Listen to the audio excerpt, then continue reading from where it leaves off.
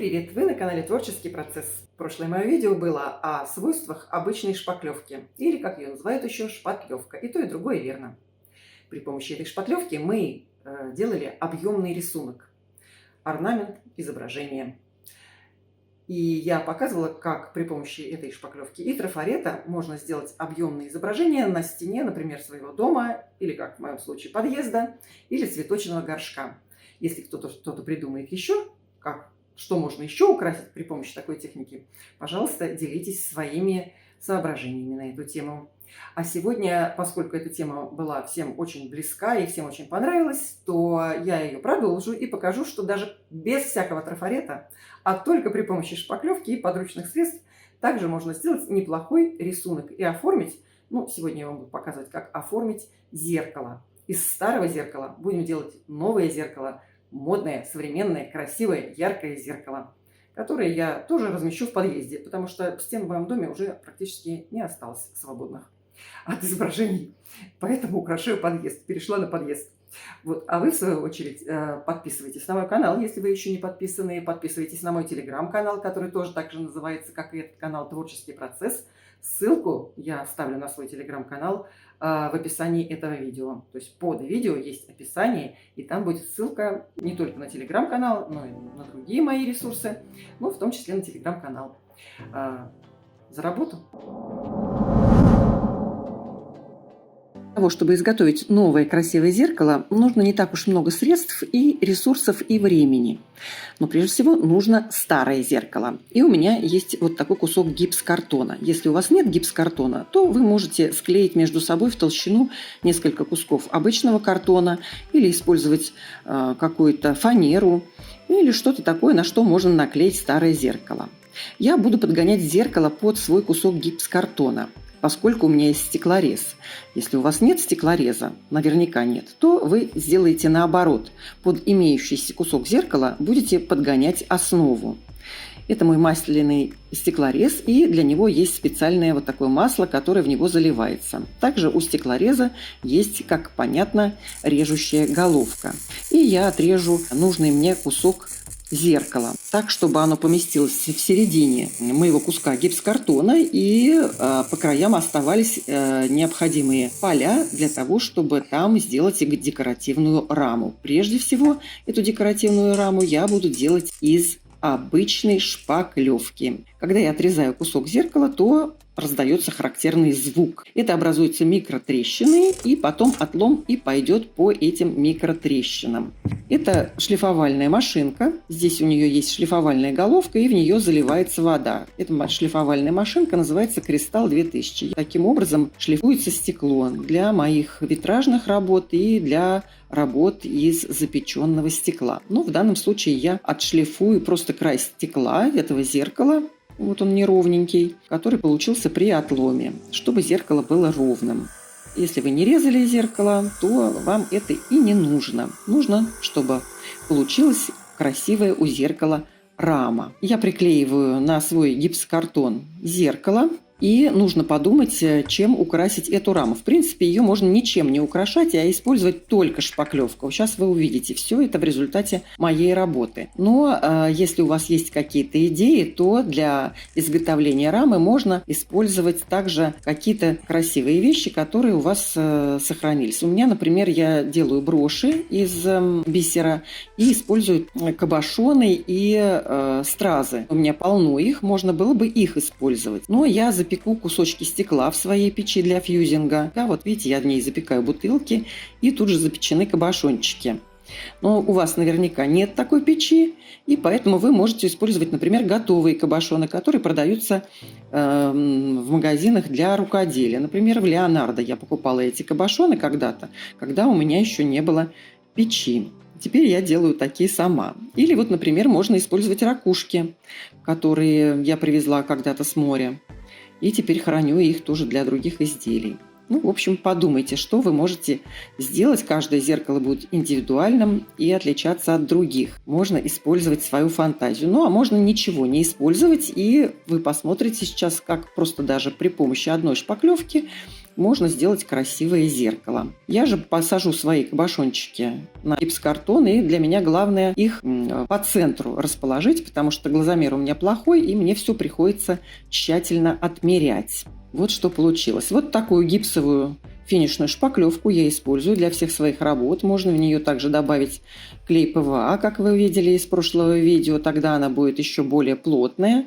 В данном случае я ее просто разбавляю водой. Нужно сделать густую массу. И сейчас вы увидите, при помощи чего мы будем делать незатейливый рисунок. Например, его можно сделать при помощи кондитерского шприца. Загнать туда эту шпаклевку и при помощи одной из насадок нанести примитивный и простой рисунок, который будет в дальнейшем выглядеть довольно красиво, как вы увидите. Вот. Можно, если у вас нет кондитерского шприца, то не обязательно пользоваться вообще какими-либо инструментами. Просто нанести шпаклевку ровным слоем, и теперь мы будем на ней также делать рисунок. Например, этот рисунок можно делать при помощи ножа для нарезки сыра. У этого ножа имеются зубчики, и такие зубчики делают на нем вот такой более мелкий рисунок. Я также думаю, что можно использовать и обычную расческу, в которой тоже есть зубчики, и при помощи расчески нанести такой рисунок. Если у вас есть еще какие-либо идеи, то делитесь ими в комментариях. Попробуйте, при помощи каких предметов у вас также получится нанести рисунок.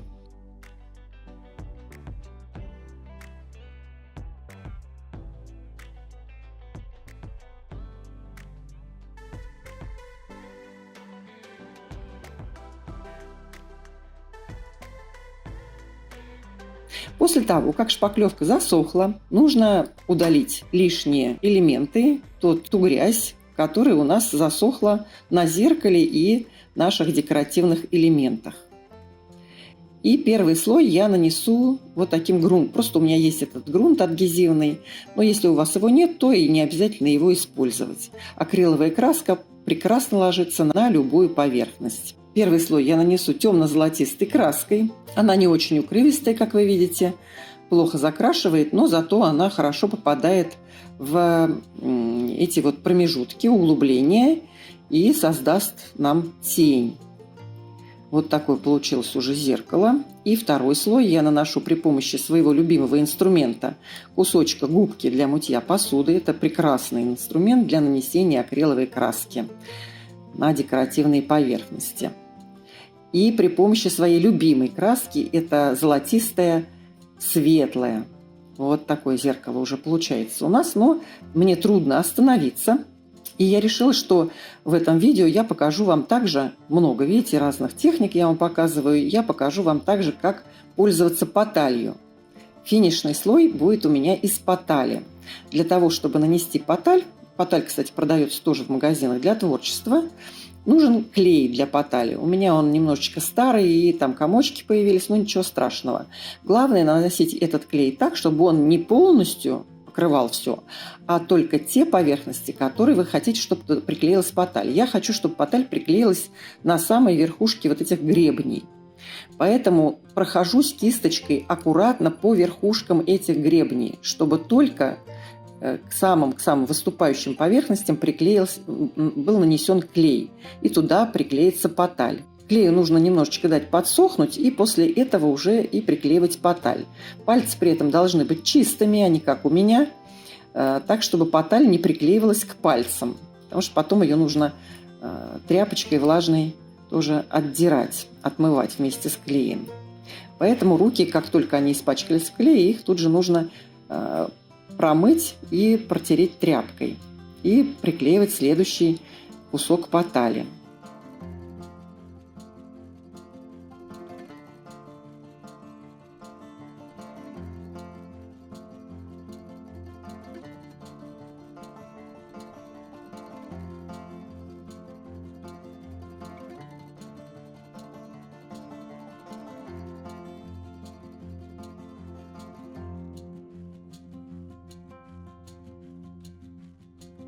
Буквально через полчаса, можно час подождать. Нужно взять жесткую кисточку, и эту поталь можно стирать. Аккуратно, так, чтобы ее там не вбивать в поверхность, но потихонечку ее кисточкой вот так вот очищать. Там, где она не приклеилась, она исчистится. Там, где приклеилась, она останется. И последний мой уже действительно окончательно финишный слой – это будет акриловый лак. Лак бывает, как я говорила, глянцевый и матовый. В данном случае я буду использовать глянцевый. Пусть наше зеркало блестит.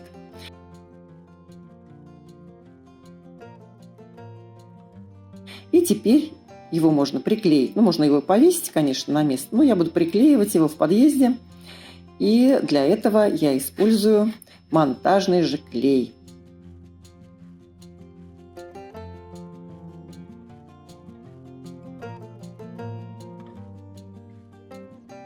Фиксирую также, ну, на всякий случай, это просто подстраховка моей боязни. На всякий случай малярным скотчем я закреплю на месте, ну, просто подстраховать. Несем на место. Вот здесь вот у меня теперь будет жить зеркало. И через некоторое время снимаю скотч. Вот что получилось в результате. Посмотрите, как выглядит мой подъезд. Вот, с моими ботаническими барельефами, с листьями папоротника, сделанными тоже при помощи обычной шпаклевки. Если вам понравился мой мастер-класс, мое видео, то не забывайте ставить лайки, подписывайтесь на мой канал. Не забывайте также, что у меня есть телеграм-канал, который также называется «Творческий процесс». Заходите в мои другие плейлисты, где есть видео о ландшафтном дизайне, о натуральных камнях и минералах, о других моих видах творчества. Всем творческих успехов и до новых встреч на моем канале «Творческий процесс».